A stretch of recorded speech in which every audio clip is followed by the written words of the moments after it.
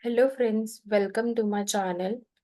In this video, we are going to discuss the chapter The Portrait of a Lady by Khushwant Singh. So before we dive directly into the chapter's explanation, I would like to give you a brief description of the author, Khushwant Singh himself. And before we begin, let's look at a brief description of the author, Khushwant Singh. So, Khushwant Singh was an Indian author, lawyer, diplomat, journalist, and politician. He was born in Punjab. He did his schooling from Modern School, New Delhi, and he studied in St. Stephen's College and graduated from Government College, Lahore. He also studied at King's College, London, and was awarded an LLB degree from University of London. He is known for his notable works like Train to Pakistan, A History of Six, and Delhi, a novel. So let's begin the chapter. It's a very interesting chapter which describes the relationship between Khushwant Singh and his grandmother. So the story opens with the description of Khushwant Singh's grandmother. She is an old lady, and like everybody's grandmother, she is described as having old and wrinkled skin, but she is described as a pretty and young woman, and therefore the author in the initial paragraphs and the initial line describes his grandmother, and further he shifts the description from his grandmother to his grandfather who has died long ago. He describes the portrait of the grandfather. He says that he looks like a very old man and he wears a big turban and loose fitting clothes. He has a long white beard which covers almost his chest.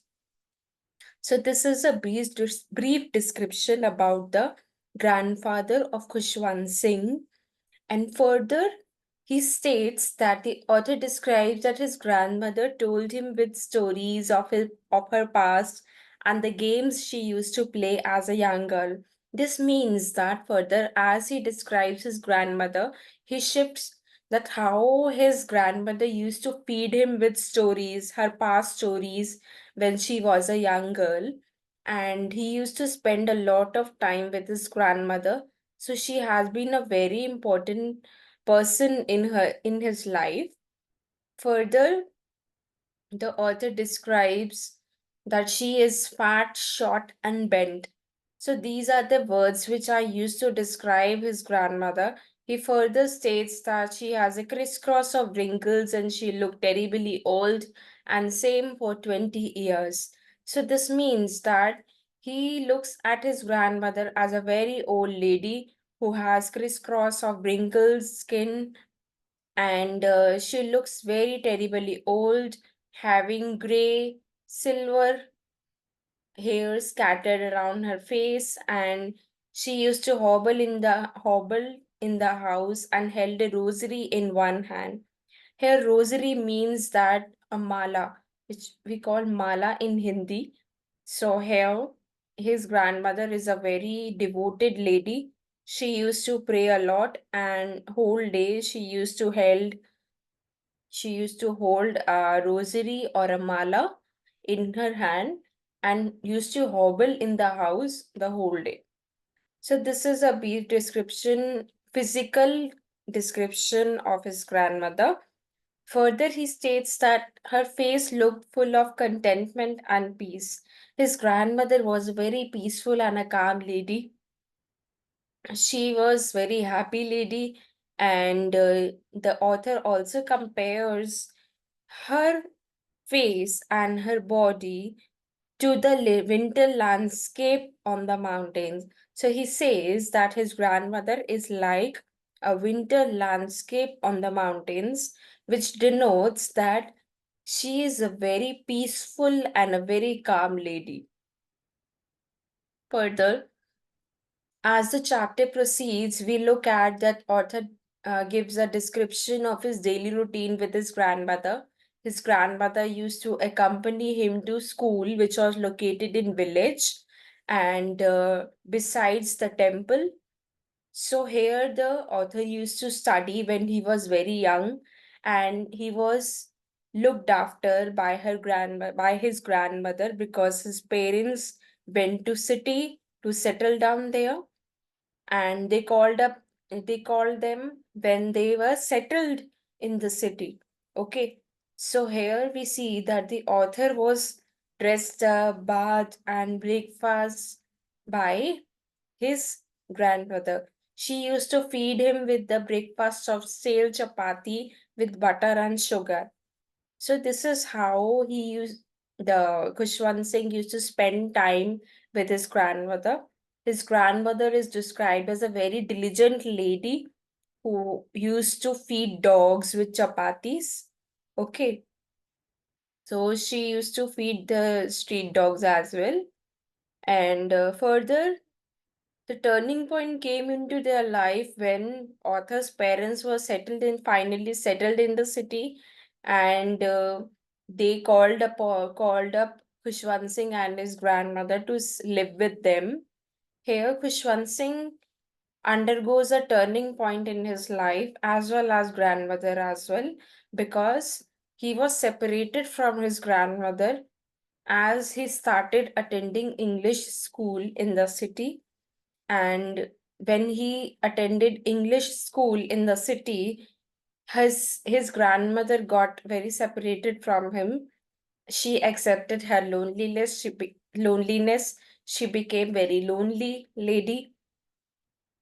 And further, grandmother used to spend whole time with a spinning wheel from sunrise to sunset, and she used to feed sparrows with breadcrumbs or chapati crumbs in the evening. So this is how now a change came into both of them's life.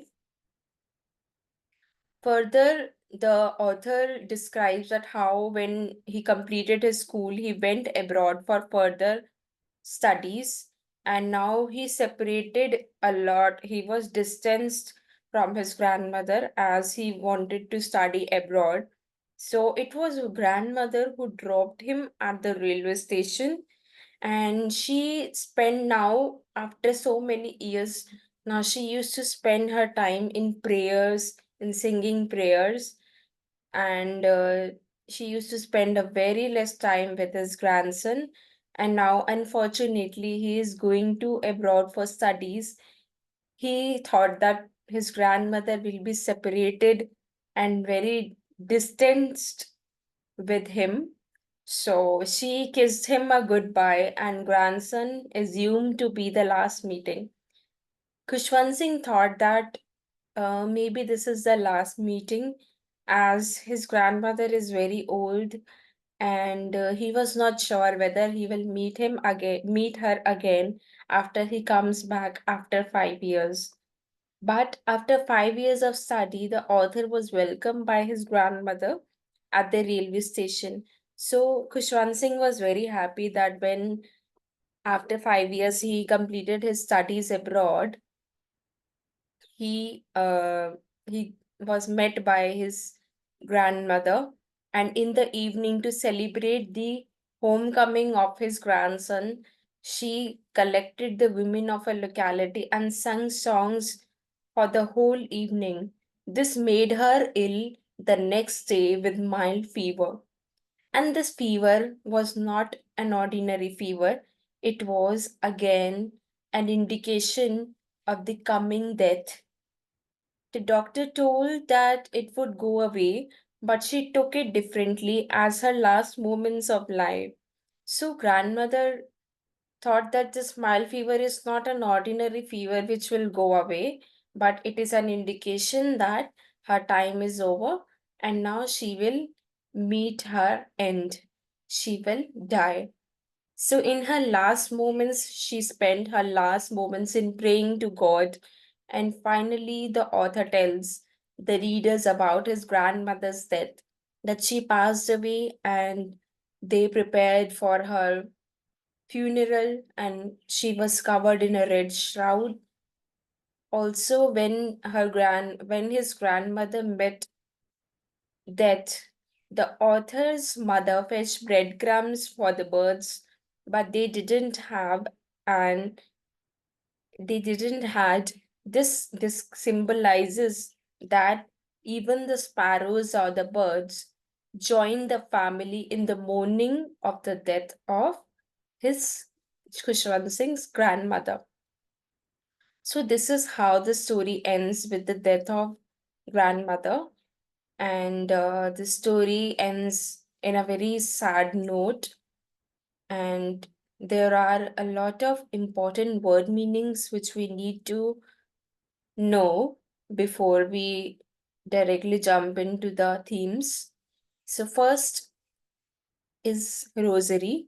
A rosary is a string of beads. Second is serenity. Serenity means the quality of being very calm and composed. Third is seclusion, a state of being away from the people. Fourth is veritable, something that can be compared to somebody. Fifth is dilapidated, which means old and broken. Sixth is frivolous, which means silly. So now, by the end of this session, I would just discuss the three important themes of this chapter. So the first theme is relationship between Khushwant Singh and his grandmother. So this chapter is very much, it revolves around the relationship between the grandmother and her grandson Khushwant Singh. So this is very important as the chapter weaves the story of how their relationship evolves and how their relationship, they were very close when they lived in a village, and the transition, and they undergo their relationship undergoes transition when they go to live in a city. So this is very important too, so please keep the note of it. And second is old age and young age. So this is also a very important theme. This chapter describes how old age is a phase where a person's body becomes wrinkled, and with the ravages of time, it becomes very slow, bent, and it is equivalent to second childishness or second childhood. And second is young age. This chapter also describes the transition of Khushwant Singh, how he becomes uh, a very young man from a small grandma's grandson, a sweet Khushwant Singh who used to live in a village. And the third theme is evolution of education system in India. In this chapter, we can see that the it highlights the change of education system which came over in India after independence and during independence. We can see that when Khushwant Singh used to live in village, he got a very traditional and a very conventional education. But when he goes on to live in a city, he learns alphabet, he learns English and English manners, and further he goes to live in abroad for his higher studies. So this shows that how education system in India has evolved, and how with the coming of Britishers who were the colonizers of India have brought a change about in the education system, which was limited to Vedas and religious ceremonies, to a very comprehensive and a very sophisticated education system which inculcates subjects like English, mathematics, SSC, music, and so on. And it was disliked by the grandmother, which states that how the new education system was resisted by the people who have suffered the consequences of the colonization. So this is also a very important theme. So with this, we end this lecture. I hope you have liked this video and don't forget to like, share, and subscribe this channel. Thank you. Bye bye.